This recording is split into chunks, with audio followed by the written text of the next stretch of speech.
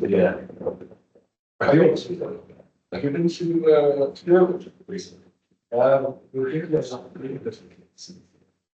I was smart at me to be honest. They've got some really cool sections, like this flat, obviously, but there's some really flowy stuff. We've got this one bit at the end of it.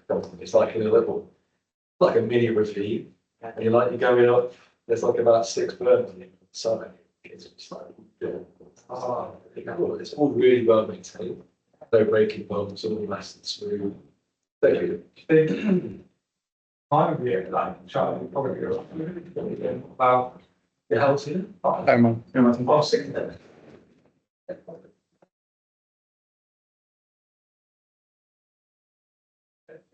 Yeah, like children, like it's like still doing that. Okay. He's getting fine. Yeah, much love one. It's more than that. The vibration is actually she's the yeah, it's massive. She let us know about she about to do this, so that's it. She got it.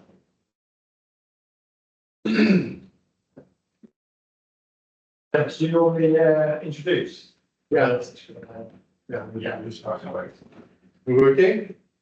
Yeah, my only question is, should we speak to the single solitary in person? To the camera. Should we speak to the camera? We're going to speak to the camera. Even people don't speak to the camera, but they speak to the room. But those who July will most likely. Yeah, okay. Sorry, they did everything. Yeah, I get it. Yeah. Bring the screen round in front of you, then, speak to the camera. Okay, thank you very much for coming today. Here we do not have a massive participation, but there are more people online. So we'll have 2 presentations. The first is from Gareth Jones, Uniting Community Physical Activity Organizations and NHS Mental Health Trust to support those with severe mental ill health to live physically active lives. So this is in the Co-Spaces project.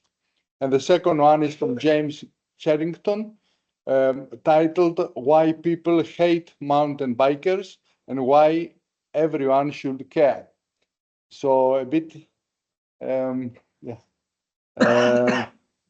so I hope you'll enjoy these 2 presentations. We're going to have, after each one of them, any questions, and then we'll proceed to the second one. Thank you very much. Can you do your presentation? Yeah, I guess it would just be, oh, where is it? This one. Is everything okay online? Yeah, we can hear you very well.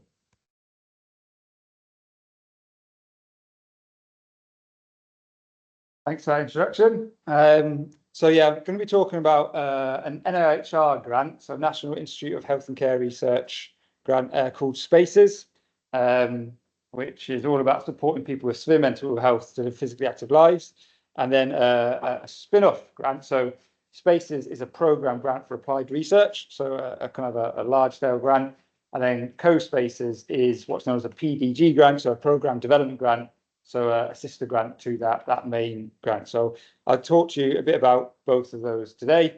And then also, this is partly in reflection of attendance at the ISPMPA conference, which is the International Society for Behavioural Nutrition and Physical Activity, which was in New Zealand earlier on this year. And so I'll just offer some reflections back at presenting this kind of program of work at ISPMPA as well. So a bit of background then. So Spaces, as I said, is an NHR program grant for applied research. It's split across 4 main work streams. So work stream 1 is kind of a co-production of a physical activity intervention to be delivered within NHS. So at the moment, for those of you who kind of aren't aware, physical activity and behavioural interventions around health behaviours, such as physical activity and so on, aren't routine care within the NHS. And they're certainly not within those with severe mental ill health and kind of mental illness. So Spaces is to co-produce that, co-design what that intervention might look like. run a national feasibility and acceptability trial, which we've already done, and then to run a national randomized control, fully powered pragmatic trial, which we're currently in the middle of, and then also to do a process evaluation alongside that, which we're also in the middle of. So one of the key intervention components when we co-produced the intervention was this integration between NHS care, so routine care, and community activity provider, and this kind of connection between the two. Again, those networks aren't very well established, and it came quite evident throughout the establishment of the intervention that this is going to be key for longevity and sustainability of physical activity behaviour. However, within the current grant that we had for spaces, there wasn't a specific focus on the development of that. So it's really hard to know. Obviously, within the original grant for spaces, it was to co-produce a physical activity intervention. So we don't know what the intervention is going to be. So there are lots of learnings and kind of adjustments need to be made as you kind of go along. And so co-space is what you're allowed as part of the program grant to apply for two kind of sister projects, so to speak, through this program development grant. And so co-spaces was that. It was to really take a deeper dive into how do we integrate and better connect NHS professionals with community activity providers. So just for those who aren't aware, a definition of severe mental health. So this was produced by our PPIE groups, our patient, public and involvement group. And they define severe mental health as it means different things for different people. But in the UK, it's officially defined as being diagnosed with conditions like schizophrenia and bipolar disorder. While it's different for everyone, these conditions can lead to people living with psychosis and experiencing hallucinations or delusional thoughts. There's an American definition and so on, which is slightly broader, which includes chronic depression and anxiety as well, or severe depression, sorry. But in the UK, it's limited to schizophrenia, schizoaffective disorder, and bipolar disorder. So a bit of background around SMI then, so severe mental health. People with SMI typically have a life expectancy 20 years shorter than those without SMI, and 70% of those deaths are attributable to preventable physical health conditions such as modifiable health behaviours like physical activity behaviour and sedentary behaviour as well.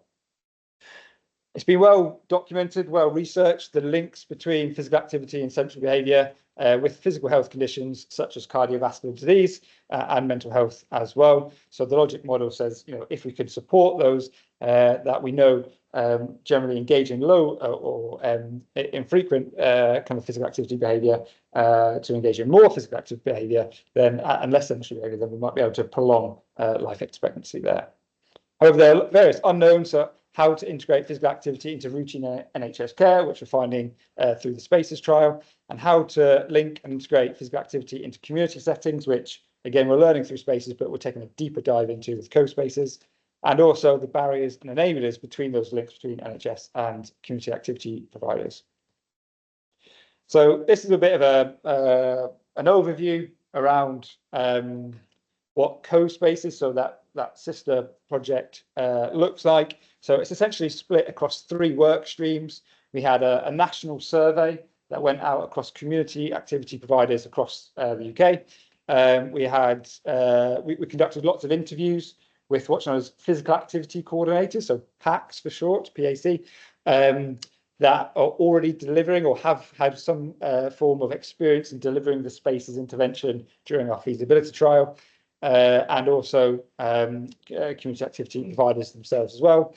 Those 2 work streams, so the national survey and the interviews, fed into a series of workshops to help co-design, co-produce the resources that we could hopefully help better connect community activity providers and NHS professionals at the end of the programme.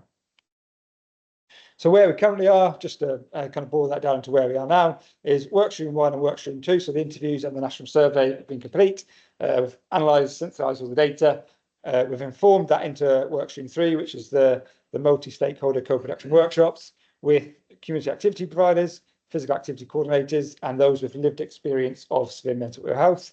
And we've run 3 workshops, but 2 in Sheffield and 1 in London as well. The 2 overarching questions that we had for co-spaces is how to support a physical activity coordinator identify and engage with community activity providers, and then also how to aid community activity providers provision of physical activity opportunities to people with severe mental health.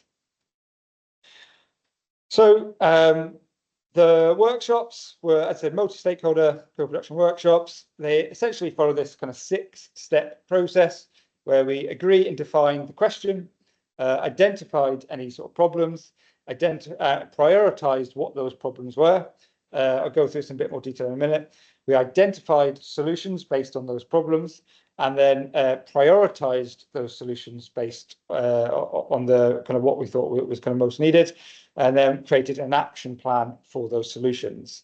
The pictures here, you'll see the double diamond design approach. For those of you who aren't aware, this is a really common framework to be used in health research. Essentially, it's the first diamond looks to ascertain and kind of take a deep dive into the problem, and the second takes a deeper dive into the solutions and so on. And you go on this journey of discovering and defining, and then developing and then delivering. The sailboat there analogy was kind of our metaphor for during the workshops, where we were looking at enablers and barriers. So what are your anchors? So what were the barriers to connecting NHS professionals and community activity providers? And then what was the wind in your sails? What were the solutions? What was helping those? So we identified those. And then you can see the third step there around that impact versus effort sort of matrix. The Co-Spaces PDG grant is only a small grant, it's about 150,000 and therefore we didn't have unlimited resource within that. So we had to have relatively less effort, but would yield a high kind of impact. So we were looking for interventions or solutions that fit nicely into this yellow box. And then below the yellow box, so low effort, low impact, were things we probably could do quite quickly, and then high effort, high impact. So in the upper right corner were probably future research ideas and so on. So it also feeds the pipeline of kind of future ideas. So this is what kind of it looked like in practice. So during the workshops, unfortunately, we didn't have consent to take pictures of all those involved in the workshops. Essentially, we had lots of post-it notes and big A3 or big A1 kind of printouts of all of these different kind of analogies, and then we asked people to kind of either write down their own ideas of what those problems might be, or we also fed in workstream 1, so the interviews, and also the national survey into those. Made sure that was a comprehensive list as possible. And then using a series of dots, just little sticky dots, participants then prioritized what were the most important barriers that needed to come to be overcome. And then we prioritized those. We then did the same with the solutions. So we identified and made sure we'd got a full list of what all those essential solutions were. And then again, we prioritized those solutions on facilitating and supporting or tackling the barriers in question.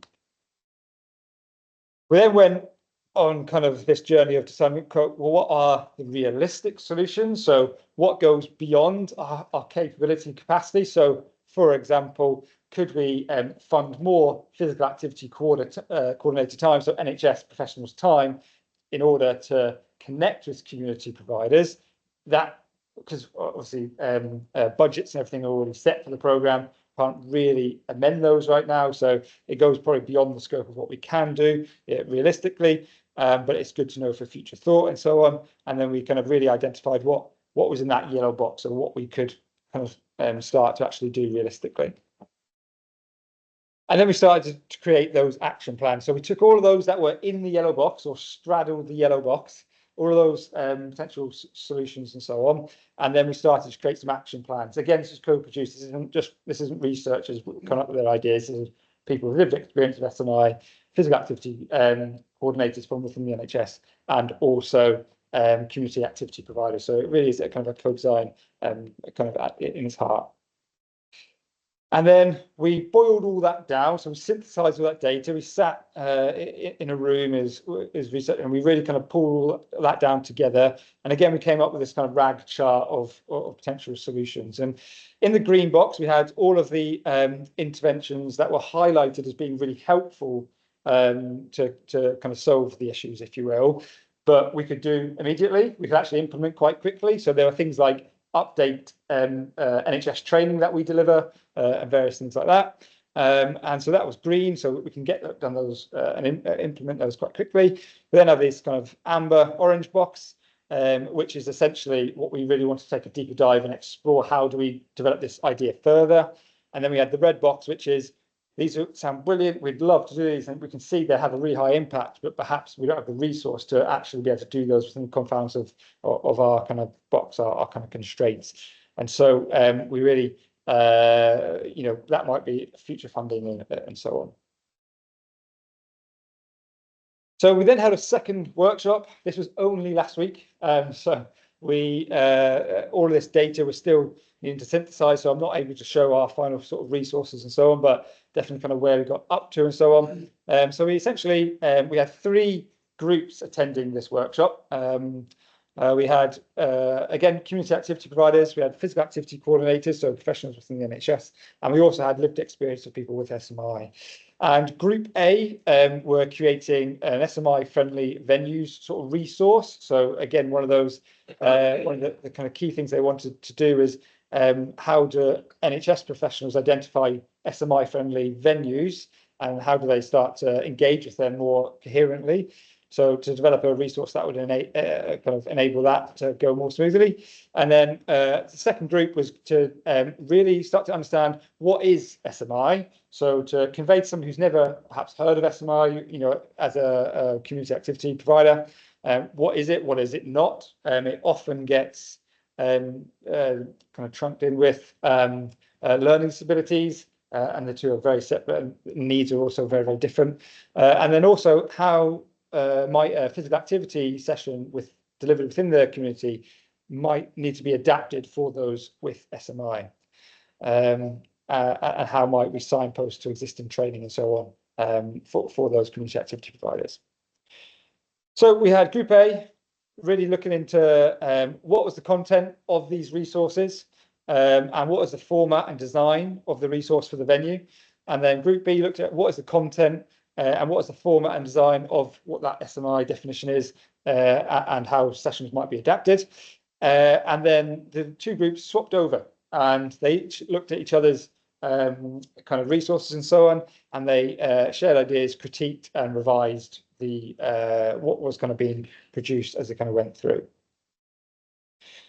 And we got quite a lot of, obviously, a huge amount of data from this. As I said, we're still kind of only just started looking at and planning to look through and kind of turn this into something that is tangible. But there are kind of 3 or 4 kind of key elements that came out. Structure and PAC training was something that was clearly identified that we could start to kind of support. So that protected time, as I mentioned, probably goes a bit beyond what we can do within co-spaces. Resource. So developing some form of infographic or booklet sort of thing that gives example venues. So it's much more tangible of highlighting to community activity providers and to NHS professionals of what that resource and what that venue might look like. So for example, when people think about physical activity, I think it needs to be this high flying, all singing, all dancing gym sort of experience. Whereas in reality, that's actually a barrier to a lot of people who haven't engaged in physical activity, and especially to those with SMI who also haven't engaged in much physical activity in the past. Whereas in reality, more community venue, open room, perhaps just the odd mats here or there, doing much more sort of bodyweight exercises, that sort of stuff is much more appealing to them. It's much less daunting. Also a resource around some case studies. So really hearing what physical activity coordinators and community activity providers in the past have said, potential impact, what's been the benefit of hosting the spaces, intervention and so on. And then also a bit around the approach. So how do we, it's not just about saying this is what's worked in the past, but also about how do we approach and how do we work with community activity providers as NHS professionals. It might be around that kind of plugging into local networks, not just going directly to community activity providers themselves. So then how to aid community activity providers with their provision of physical activity opportunities with those of SMI. Again, build, integrate into having a community activity provider network and what is best practice. It was really highlighted around education and training, again, kind of highlighting the importance of additional resource, that definition of what SMI is, and understanding some of the unique barriers those with SMI have, not only just around physical activity, but also perhaps, entering a leisure facility, entering a building which is, set up to be around physical activity. And then also what are the training opportunities and so on as well. And again, there's a bit around approach. So how do we collaborate with community activity providers instead of instructing, we need this sort of X, Y, and Z, but how do we collaborate with? And so at the end of the workshop, it was really, really interesting in that we almost had some rough ideas from the first workshops and from the survey and the interviews that there might need to be something around some your typical sort of academic sort of style of this. These are the stats. People with SMI typically die 20 years premature to those without SMI and all these sorts of things. Whereas in reality, and what people really wanted was to be taken on a journey with somebody with SMI to understand what it feels like to have SMI, what are their experience of SMI and how they might feel when they enter such a building, and what are the important interventions to make a venue more appealing to somebody with SMI. And it was things like a smile when they come into the venue. If they're looking unsure when they kind of enter the venue, somebody could perhaps be there to kind of support and offer a friendly, conversation or bit of advice and so on. So it is much more kind of these softer skills, which kind of really coming out is kind of really important to both community activity providers, but also those with SMI and so on. There was this idea around community activity providers, rightly or wrongly, just, sometimes when you mention SMI, so illness, severe mental illness, there's perhaps a bit of stigma around it, and not only what it is, but not being unsure about what it is and what it isn't. And therefore, do we have the resources? Do we have all this X, Y, and Z set in place? So therefore, they instantly put the barriers up, like we can't offer support here. Whereas in reality, it was more around the offer of, it's about the language. So rather than physical activity for SMI, it was the kind of resources around creating safer spaces. And actually that was a much softer, much nicer way into that conversation about potentially supporting those with SMI in their kind of venues. Okay. Yeah, the emphasis on participant perspective and journey was much more powerful than stats. So how could we emphasize that in any resource we produce? And also a variety of media resources. So again, this kind of verges on what's realistic within code spaces and what potentially goes slightly above and beyond, but we're now trying to figure out, well, what can we create as far as what we've got budgetary and so on, and then what strings could we pull to perhaps create some of these further resources. But community activity providers really emphasize the importance of not only just like a leaflet or a booklet type thing, but also is there any short videos, these sorts of things, much more engaging ways of actually communicating the message to those people. And there's been evidence of this working within the SMI world, but for other health behaviours such as smoking to work to good effect. So we're now looking into those sorts of examples as well. So what's next? We actually we're meeting in the next couple of weeks to start to create, refine, and to disseminate those solutions. We've got a soft deadline, or a hard soft deadline, sort of November, to go on and create these resources, and then also to create some form of a knowledge exchange plan. So not only do we want to create these things, but we also need to make sure, well, how are we making best use of them, and how they going to end up in the NHS professionals' hands, and how are they going to make best use within the community activity providers, and how they're going to get there, and so on. So coming up with some form of knowledge exchange plan. In conclusion, so going throughout this whole process, and this is spaces and co-spaces really, co-design, co-production has been the heart and soul of these programs, and multi-stakeholder co-production workshops really do produce, a bit of a cliche term now, but a sum greater than the individual parts. It's so hard to put a figure or a exact number on the importance on these kind of multi-stakeholder kind of inputs. Like the things that if we just use the literature to kind of come up with these ideas, they miss so much nuance as far as intervention design and so on, like language and all this sort of stuff, and which are, just because there might be nuance, that doesn't mean they're not meaningful, and some of them actually are really, really meaningful. And as an example, if I just go back a few slides, one of the SMI participants kind of highlighted when we were talking about some of the barriers and some of the solutions across these slides, they kind of questioned, do I really need to be, is my input really that valued? And we then said, as an example, well, which ones did you write down? Which were some of your ideas?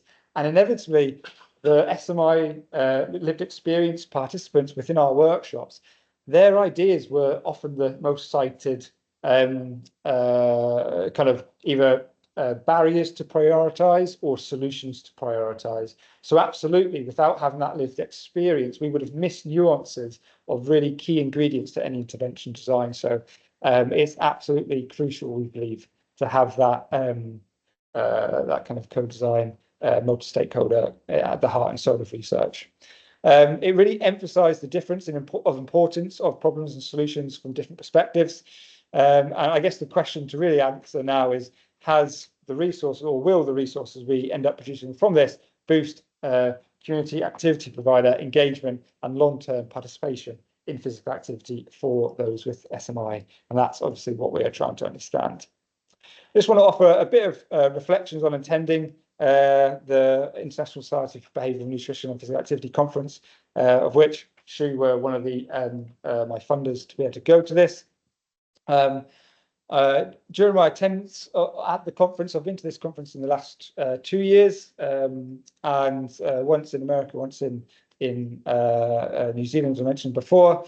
But as a kind of an outcome of actually attending the conference, I'm now kind of co-lead and help set up a mental health and well-being, what's known as a special interest group at the conference. So we're putting, again, highlighting mental health within these physical activity and kind of behavioural science conferences, which is really key. And we launched it, or we came up with it at the end of the last year, and we've kind of been setting it up over the past year. And we kind of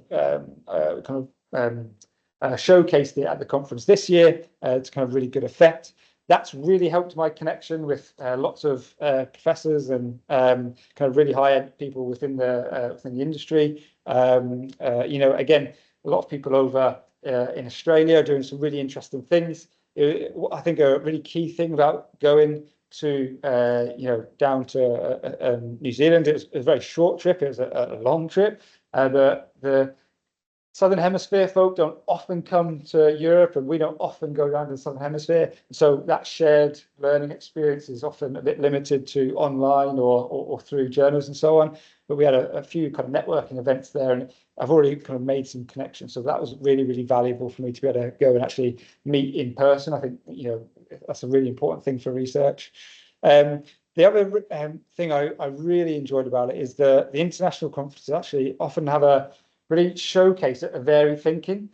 So we're obviously within Europe and have a certain sort of culture and so on. When I was at America last year, it's again quite different. And when I was in New Zealand this year, it was really highlighted how that the kind of New Zealand culture is very different. Some of the keynotes for the conference were Maori kind of leaders in behaviour change and so on, and their reference point to what is important and how to, the ethos and philosophy towards life and so on, and land, for example, was just very different. So it challenged a lot of my thinking around that. and sort of took that home as, well, how do we take that? How does that shape our kind of thinking over here and so on? So I think that's kind of really, really helpful.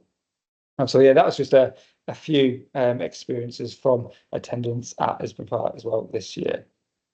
And that's it. Thank you very much. I guess open the floor to questions.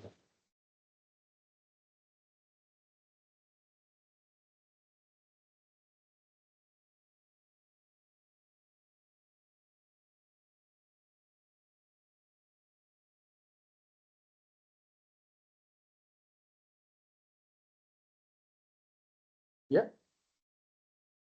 So eventually you need to have valid behavioral model for what you want to do, yes? Yeah, like a logic model. Yeah, from where yeah. Is there, have you developed that with these interactions? Yeah, so yeah, we've got a logic model that we've so originally it was in kind of created off back of mainly literature and kind of experiences within the team and so on, but it's continually evolved as we've kind of gone through. So I'm just about to kind of finalize and start to write up the intervention development paper, which will kind of includes the logic model of how we got from, you know, how we think people transition from being relatively inactive to active within this population. But it's continually evolving throughout the program because we are learning lots of, you know, various nuance sort of bits of information and so on around how we actually behavior change occurs. So, for example, talking about physical activity or exercise isn't actually the motivator to why most people in our experience so far with SMI want to be involved in a physical activity intervention. Actually, they see it as a really good opportunity to socialize and to meet people. They're often quite feel quite an isolated population and kind of on their own and so on. So emphasizing the social aspects and components of any intervention is kind of really key. So originally, when the grant was created, it was thought that any intervention, it might be an individual intervention because they're typically a bit easier to kind of do. But it became very obvious very quickly during the intervention development that this needed to be a group-based intervention. So, and it was because of these social determinants of health and so on, social elements that were key motivators. So that really fed into the logic model around behavior change. That's interesting, especially in this group. Yeah. Especially in this group, yeah, because we had also noticed through the questionnaires that the more social the activity is, the greater the mental health benefit. Yeah. And so we really tried to implement that within the intervention. So, for example, not only did it become a group-based intervention, within the feasibility study, we learned, so we originally pitched it to be around, it was co-designed that, it was thought about a group of average of 6 would be good. But for various reasons, through the feasibility study, we realized 6 wasn't enough. It didn't create enough of a group feel because typically with this population, mental health and so on fluctuates, it's less stable. And so you have people that always attend sessions every week. And so their journey through physical activity is less stable. And so therefore you're typically getting group sizes of 3 to 4 turnout. And that felt less of a group. And so they just didn't get those connections. And anecdotally, can't say any impact so far because we haven't gone through the main RCT. But anecdotally, it looks like we're tending to find is where there's been less social cohesion, less opportunity for social connection, people are dropping off a little bit as far as their physical activity, more engagement from what we understand as in physical activity is there. However, where groups have a strong social connection and they're exchanging numbers and they're starting to meet up and they say, oh, let's go there together. There's that power in numbers and strength in numbers. They're tending to want to go off and join a social, badminton group class that happens on a Thursday or whatever that might be. So yeah, really important. That's interesting because I see a parallel there between engagement with voluntary sports clubs, between this project, what you just said, what you've outlined about retaining people within the program because there's a social aspect, and how voluntary sports clubs recruit and retain players and volunteers. So that's one thing, but the other question, well, the question that I had was, I'm presuming that the interventions are participation based, or are aimed at encouraging people to participate in physical activity. Yes. Okay, so have you considered the extent to which people might want to become involved as volunteers supporting other people in physical activity? I'm assuming that the organisations that are delivering this on the ground are organisations like voluntary sports clubs or community groups that do sporting activities as part of their. Yeah, so I guess I didn't really cover that because that was more space, but I'll go into that now. So the physical activity, the intervention, so to speak, is NHS delivered. So it's delivered within routine care, but in community settings. Right. And so it was actually really important to participants or potential participants, those with SMI, that it was delivered by a mental health professional.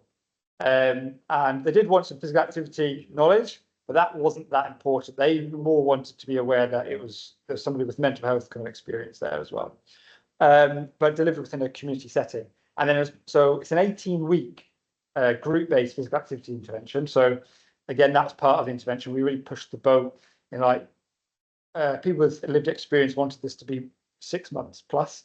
The NHS wanted it to be short because it cost. And so we Classically, people that interventions are designed to get people playing a sport are 6 to 10 weeks.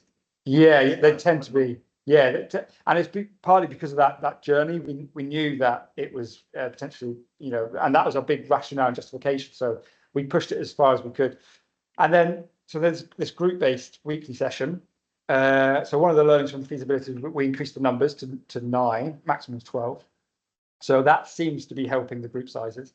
And then the other side of it is behavioural support. So again, one thing that we know is that, or one of the kind of underpinning mechanisms and kind of principles of the intervention is this idea around independence, not dependence. And where interventions have struggled in the past is they create a culture of dependence on the thing itself. And so I often say that the intervention is 45% the group physical activity session, 45% the one-to-one support, which is offered pre, mid, and post the intervention. There's essentially up to about 10, just under, one-to-one support sessions throughout that program as well. And then there's 10% in all the other sort of governance. They get like lots of supportive documents and physical activity, like pedometers and helpful resources and handbooks and all this sort of stuff and other sort of tools and techniques. So I think the other half of it is if they can engage in the one-to-one support. And so, for example, if somebody is struggling to attend the group session, they often will still attend the one-to-one, which then slowly encourages them to get back to the group sessions and so on. But yeah, there's definitely that behavioural component.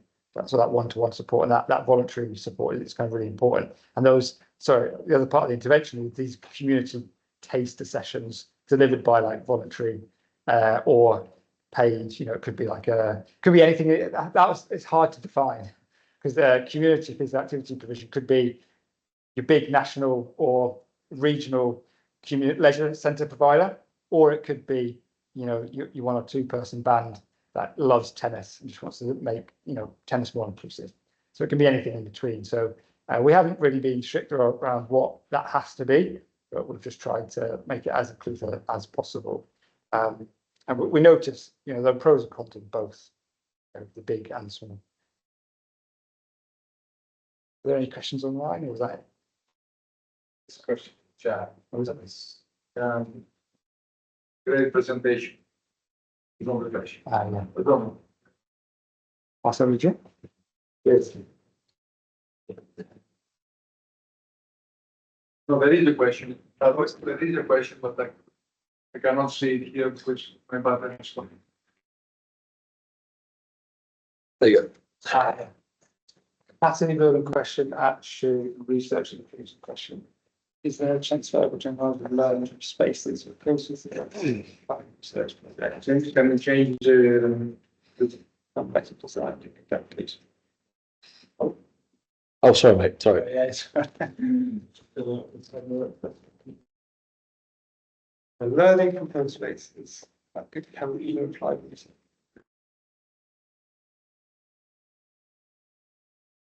I think the key thing is just bringing people into the conversation as early as possible, and as many people as possible. So, you know, these multi-stakeholder researchers, and, you know, we also have a PPIE group that have kind of gone throughout the whole program as well, which have steered a lot of the discussion points and the some of the decisions that have been made and so on, that they've really helped steer what things look like and so on. So we really just tried to connect with people as early as possible, and, you know, thinking about and research and so on, I'd say start these as early as possible. So one of the things I'm doing at the moment, we're actually long-term plan is to apply for another program grant for applied research, but I've just applied for another research capability NIHR fund, which is only a small pot, about 20k, but that will help us really connect the team and create a team with, you know, multi-stakeholder again, to help build that capacity and that knowledge and that experience, and then that will inform a bit. So we're thinking 1 to 2 years ahead. So these things just take time, but being canny as far as your kind of how you go about that is really key. Yeah, thank you. Here's Gareth. Hi, everyone. Let me share my slides.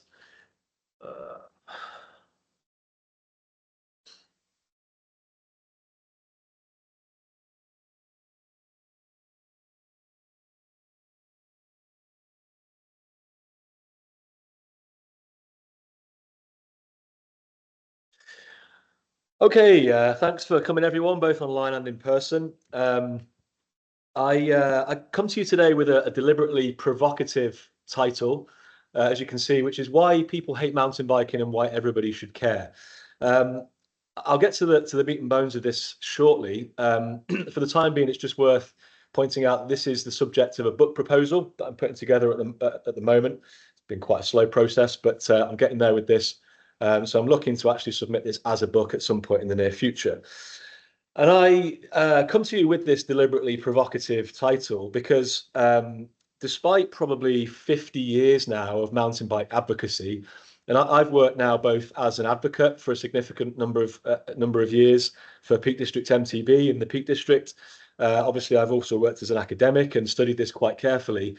I would say it's probably, and maybe Gareth can comment on this as well as a mountain biker and as a mountain bike coach, I'd say that we've witnessed very slow progress in terms of how mountain biking is perceived. And it's fair to say as well, if you look on any of the forums dedicated to mountain biking and people talking about it, we're still fairly widely hated as a community and as a sport.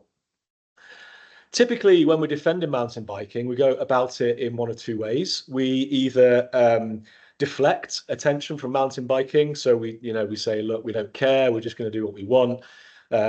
All space should be free, so we're just going to exercise our right to use it and not really care about anybody else.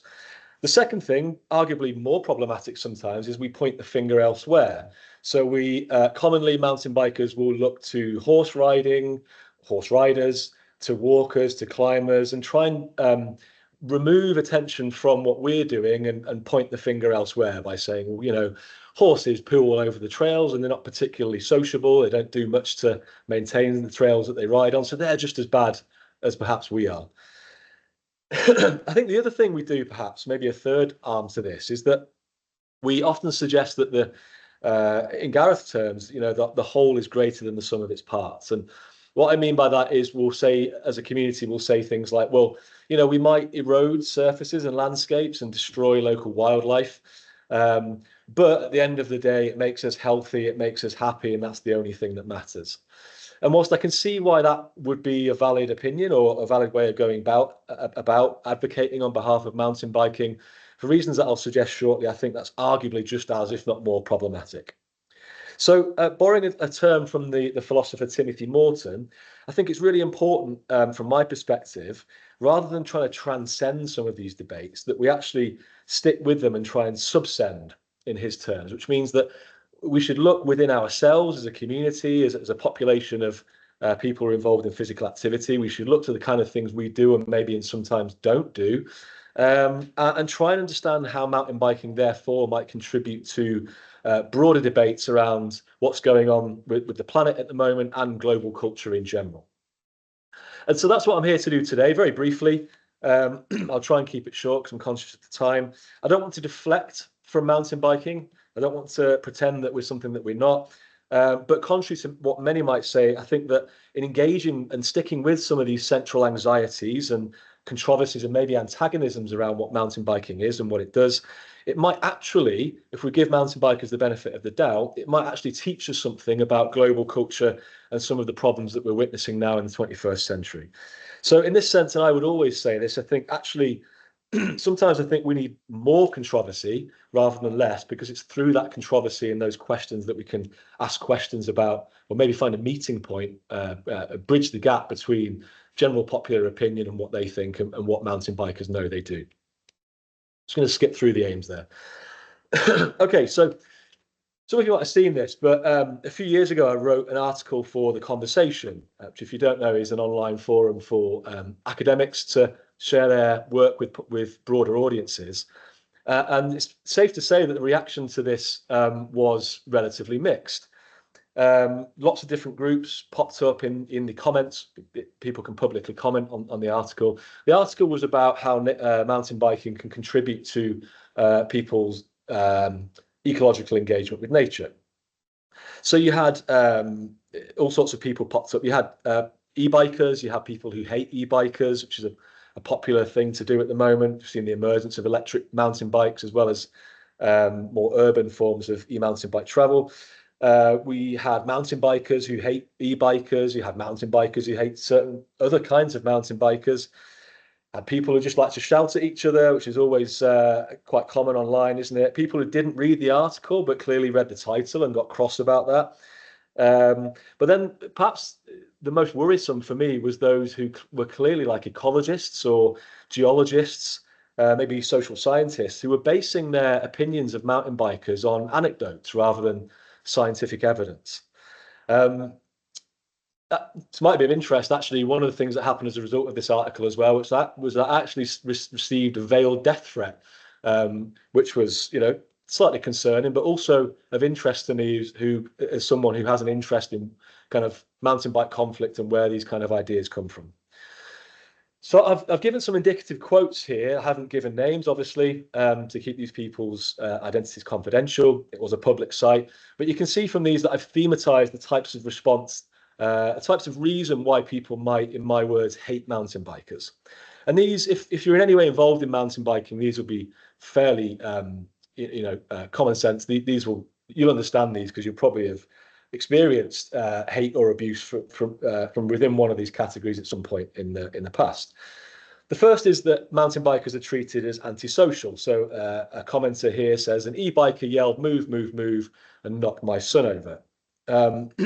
Within this category, we might also include the claim or the accusation that mountain bikers hang around in woods, they abuse people, they don't get out of the way, as this quote suggests, and make way for other trail users.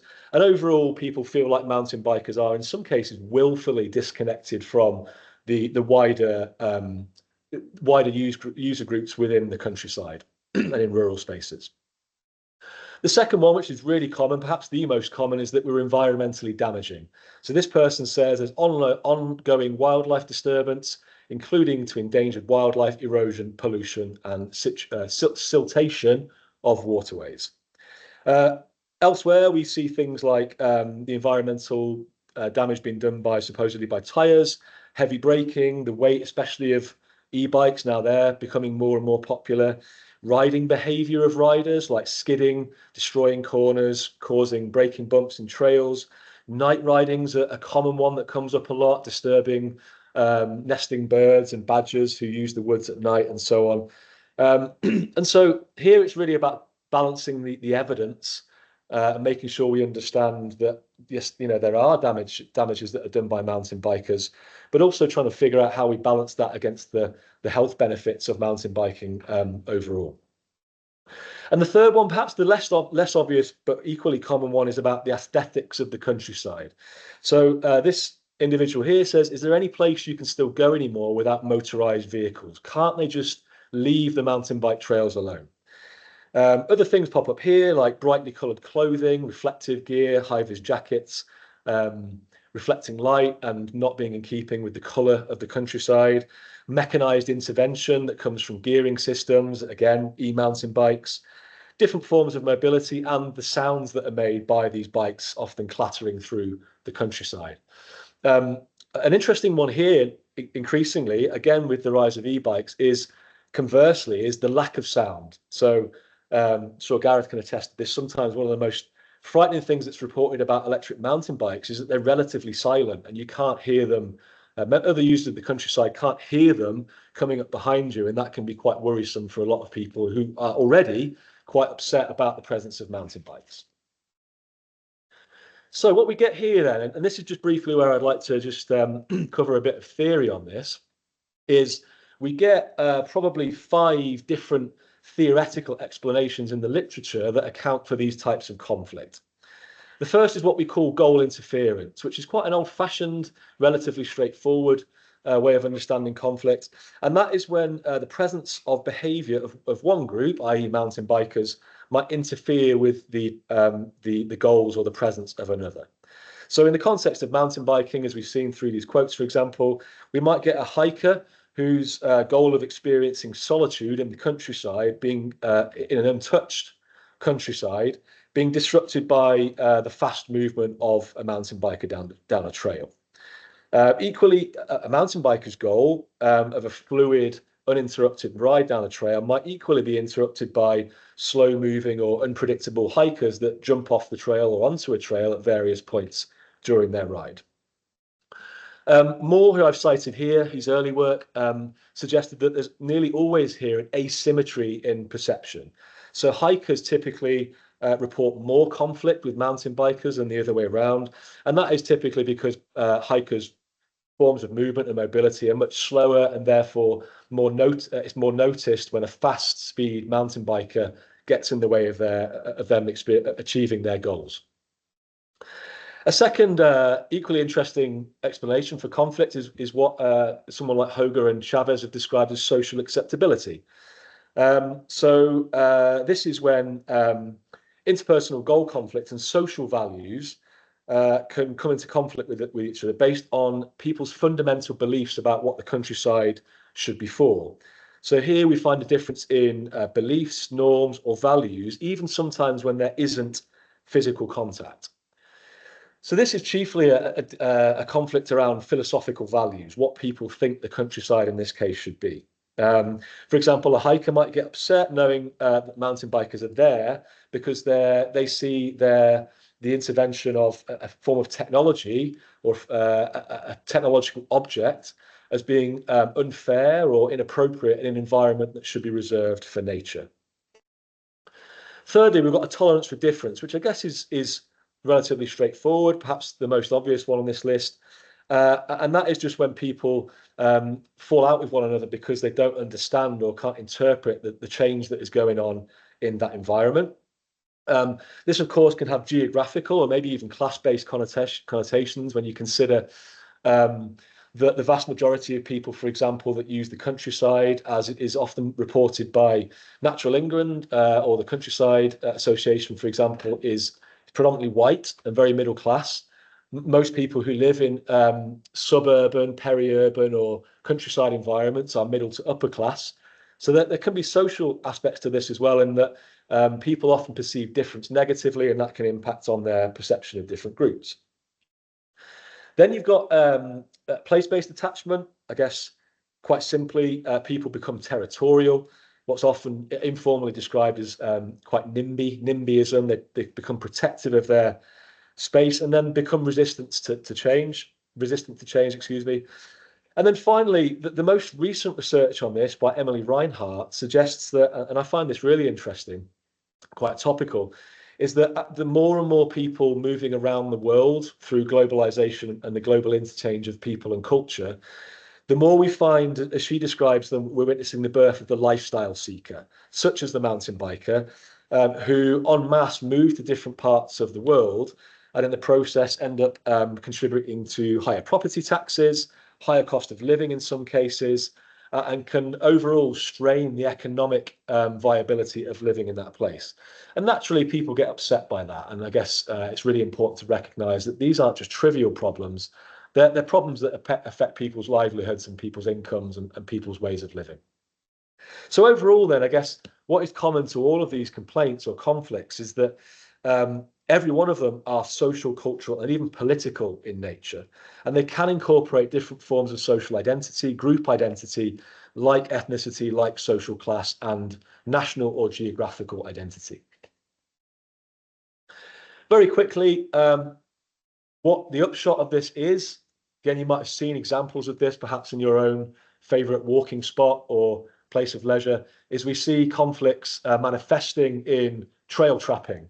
So on the left-hand side there, you can see what kind of resembles like a medieval death trap. That was in Delamere Forest about a decade ago. Someone had put that at the bottom of a jump to stop mountain bikers jumping and using that trail. On the right-hand side, a bit more close to home, are the trails at Grenoside Woods, which I think a year or maybe two ago were smashed to pieces by a local disgruntled resident. And the signage, as you'll see in the bottom right there, was also smashed to stop people from being able to enjoy the trails and understand what the direction of the trails, where they should be going on the trails as well. So I guess this is the upshot. Okay, so I don't want to downplay some of these explanations. They're really important and have a really strong history in both mountain biking, but also explaining conflict in outdoor recreation writ large. However, I do have some problems with them that I just wanted to share with you. And this is the basis of my thesis, if you like, about mountain biking and its importance. They're very practical and relatively easy to implement, I guess. Groups fall out, you get them together, you educate them, you encourage mutual understanding. On the surface, that all seems really straightforward. But for me, and of course I'm biased because I'm a sociologist, they still focus on the individual and the community at the expense of looking at the international or global picture. It's a bit of a cliche, I suppose, to say that, you know, we live in a global world. So we need more than just local, individual, or maybe even just psychological solutions now, because they're very piecemeal and they're very isolated. For me, what we need is we need to think bigger, and we need to think about incorporating some of these explanations and solutions into global problems. So I was going to ask you about this, but in the interest of time, I'll just move on. I'll ask rhetorically, what do you think are the most important global issues of our time? I suppose for me, if we're narrowing this down to three, and we can see how this might impact mountain biking, they might be something like capitalism and its impact in strengthening, further entrenching global, in our case, maybe health inequalities. But also, if you're interested in outdoor recreation, you'll either academically or as someone who just leisures in the outdoors, you'll know that we're increasingly witnessing a process of enclosure where what was previously public space is being put in the hands of the very rich or the very privileged. You may or may not know that statistically 50% of all land in the UK, for example, is owned by only 10% of the population. And we can call it what we like, but essentially that is down to the role of capitalism in the 21st century. Another thing that becomes apparent here is climate change, or what we might describe as the disappearance of nature, which of course is going to be a problem for mountain bikers as well as others.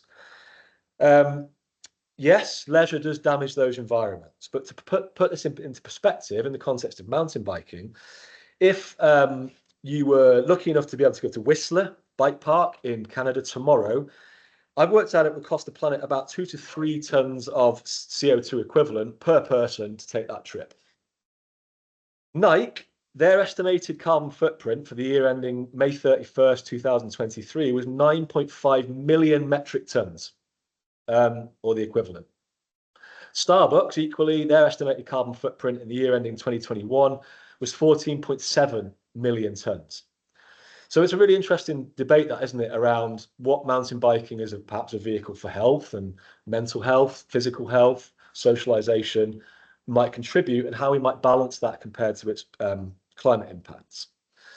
Another thing that we can identify here as being important is global inequalities relating to racism, sexism, and the growing divide between the rich and the poor.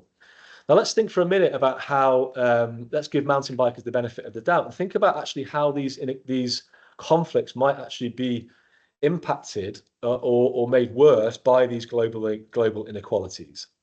I've mentioned that most of the people that own rural space, which is predominantly where mountain bikers leisure and exercise, is owned by the very rich or the very privileged. It's a space that's largely missing any non-white, non-Western faces. Another thing that I find really interesting here is the lack of public space, perhaps because of enclosure, that's made available to young people.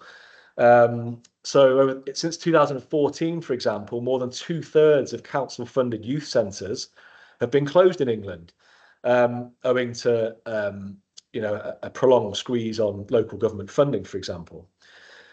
What we know, and I'm sure Gareth will know this, is that subcultural sports like mountain biking, lots of different forms of green exercise, adventure sport, whatever we're calling them, are very appealing to these marginalised groups, especially the young, because they allow them to express themselves. So perhaps we might look at this through the lens of, well, the reason there's more conflict there and people have negative stereotypes about the young is because they're there more. And they're being young, and we haven't yet been able to kind of figure out how we're going to manage those people in those spaces. And then finally, I guess we might talk about what I would describe as automation. So broadly, the increased role of screens, media, fake news, artificial intelligence. What we're finding increasingly is that the small amount of nature that we've got left means so much to us because there's so little of it left. And equally, the big problem is that we've been conditioned now, haven't we, because of the way the media make us think about natural spaces, to think about them as being a certain thing, like pristine, wild, untouched. But if you ever read the work of John Urry in the 1990s and still with commentators to this day, they'll tell you that the big problem with that is that nature isn't untouched and it isn't wild. We've got queues forming on Everest now to get to the top. It's a very different world to that. It's a very different form of nature to the one that we used to inhabit. And there's no doubt that will therefore increase the amount of tension that arises in those spaces, especially when you consider that we're all being crammed into those spaces more and more.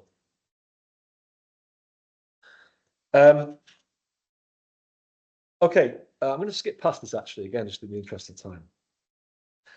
So my thesis then, my idea, where I'm going with this is I think that mountain bike advocates and those maybe such as yourself, if you've got an interest both in or either in mountain biking or any other outdoor sport, is to be bolder and braver regarding the role that mountain biking can play in both helping people and communities, but also contributing to the future of the planet, socially, environmentally, ecologically. If you know anything about me and my work and my belief about what mountain biking is, you'll know that I make no apologies for the role that I think mountain biking can play in addressing some of these. And to a certain extent, this is, if I ever get around to writing it, the hope of this book really is that it kind of presents these suggestions or these ambitions.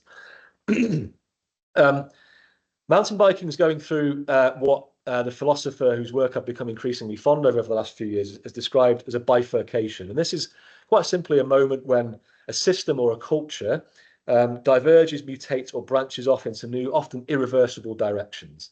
So it's a threshold moment, often involving techniques, what he describes as technologies, tools, but also desires, where different paths, different futures become necessary or maybe even possible. And I think there's various ways in which we can use this idea, use this thinking to think about how mountain biking actually might contribute to wider global debates. The first is, it's very clear to me, regardless of how wild we think nature is now, that what I would, as sociologists, I suppose, call the nature-culture dualism, right? The impact of culture and people on nature is irreversible. We can't escape it now, and there is no such thing as a pristine, untouched environment. And I think mountain bikers get us to think about that. And the way they get us to think about that is to forge new relationships with bikes, with spaces, and with people.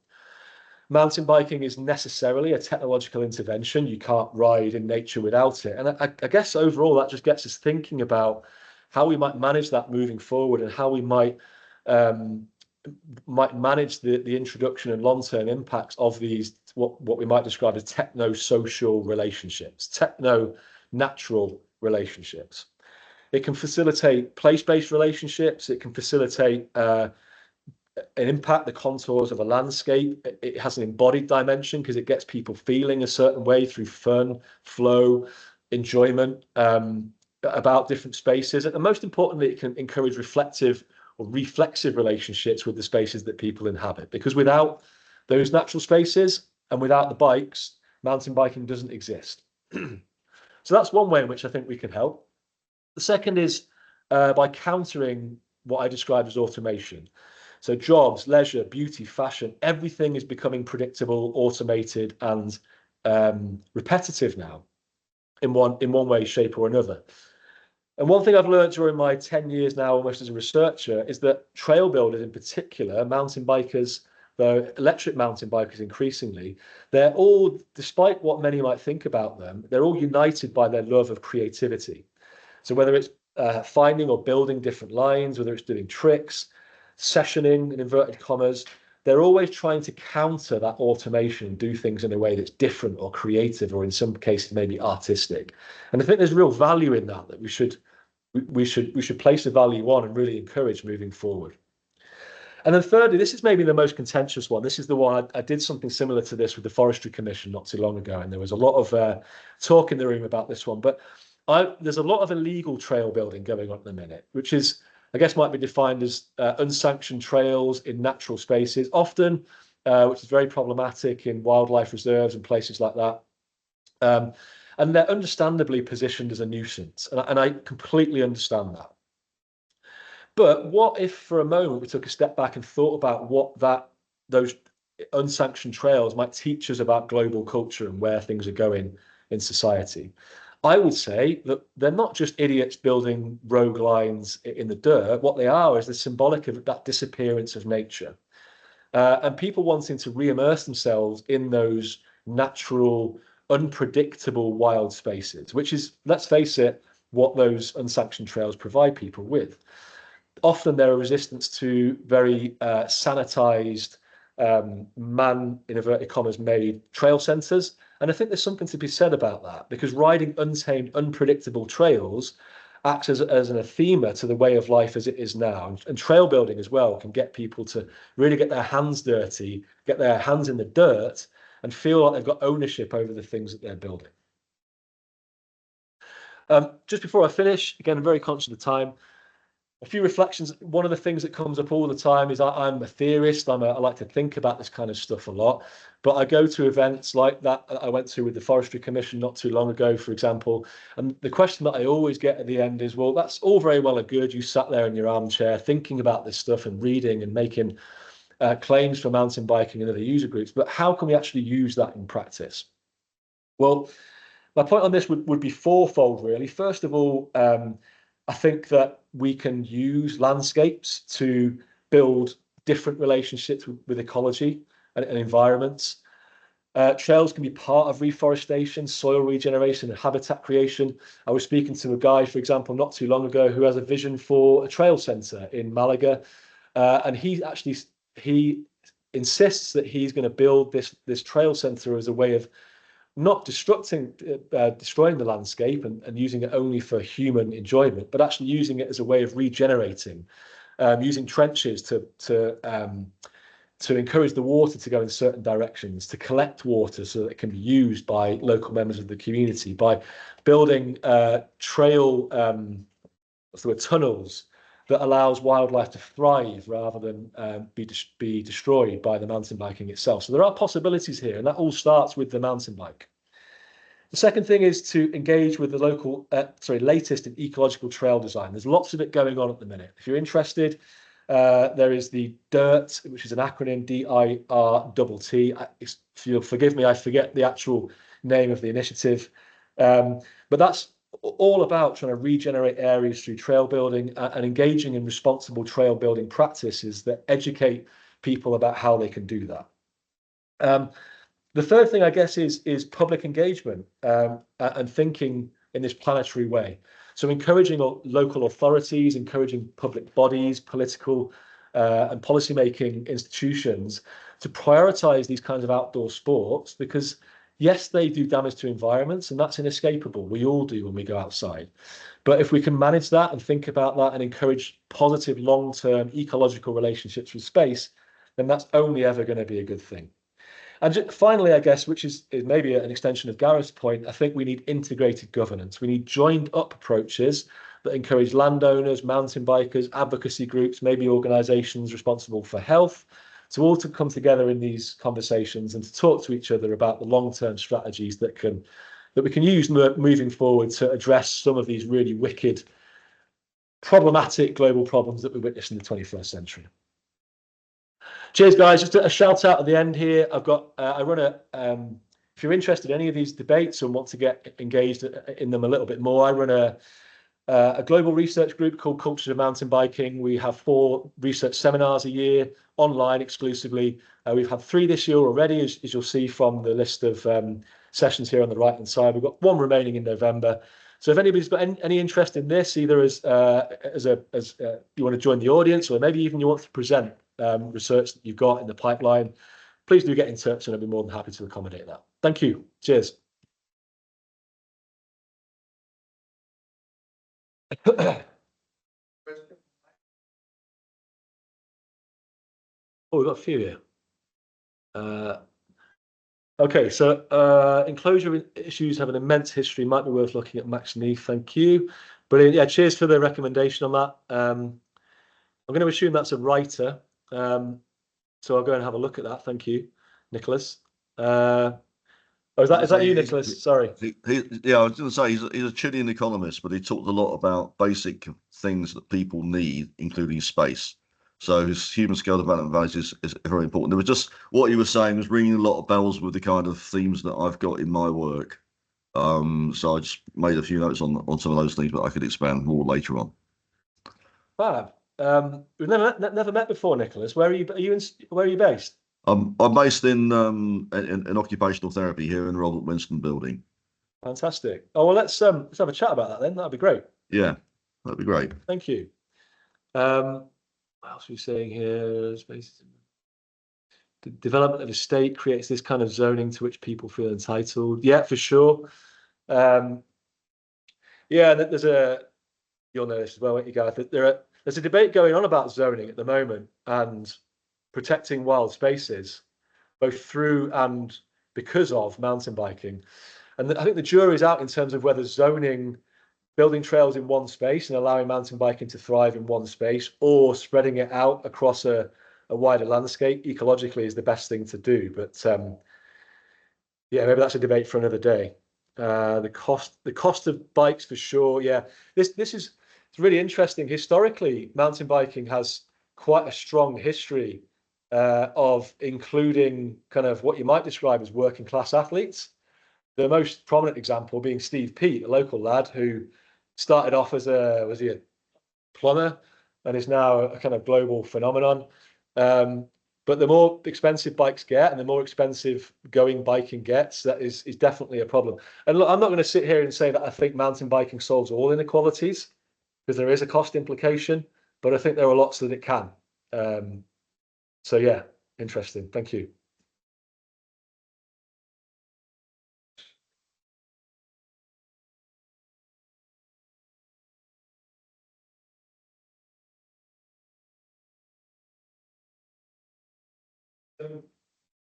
Conflict in essence is inevitable, and almost necessary actually for growth and so on. And so where I'm going at, and obviously it's a historic thing, look back for any history of conflict. But however, in this sort of context, we're talking about social time and this leisure time, that sort of thing. Is there any? It's kind of, I wouldn't imagine this is the first example of a conflict between 2 or more user groups. So are there any examples of how? Because I often get this. Obviously, I'm a cyclist now by myself, and the conversation doesn't seem to be. This is over a relatively short period of time. These things take a long time to change. But like, it doesn't seem to be that the conversation seems to be moving forwards. It's getting stuck on repeat a little bit. we actually say, I've been to a few of these things, not necessarily about mountain bikes, but others that we, and it's like, oh, I had that conversation 2 years ago, oh, we had that conversation there a year ago. And are there examples where it has moved on in sociology or its experience, and how did that happen? I mean, some of the things you mentioned towards the end around that kind of evolution of thinking and what we that realization of what space is now, and that's just potentially part of it, but again, it's just quite slow moving progress. Yeah.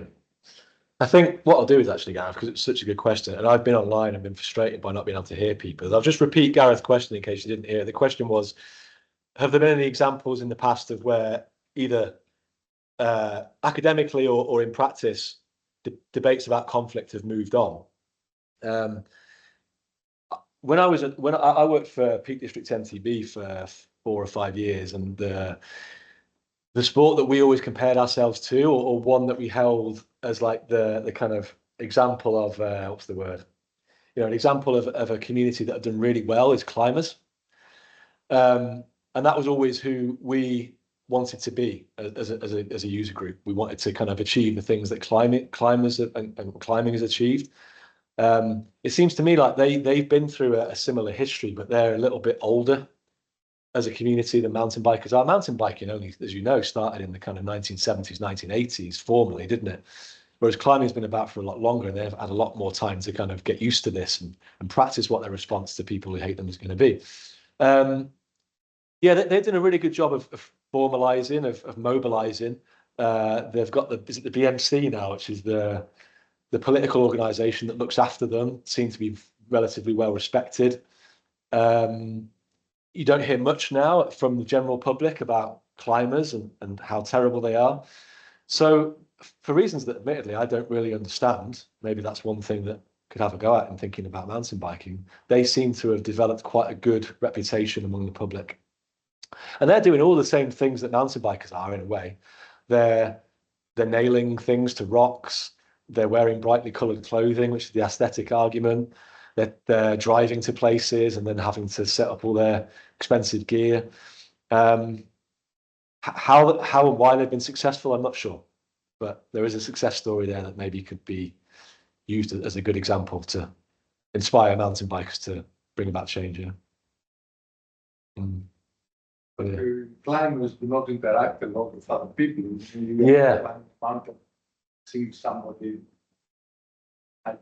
Yeah. And there's a big problem with speed as well, isn't there? That's the big thing. I would say, I don't know about you, I think that's one of the most common complaints about mountain bikers. They go too fast, they're ignorant, and they don't allow people enough time to get ready to avoid them. And so there's a risk implication there. And I see that. I know mountain bikers who are like that. But a lot of it's about education, isn't it? On both sides. Mountain bikers need to understand that different users have different needs and expectations, and user groups need to understand that not all mountain bikers are like that. 80-90% of mountain bikers are lovely, polite people who will greet you warmly and say hello and make sure they're looking after you. But it's all about perception. Yeah.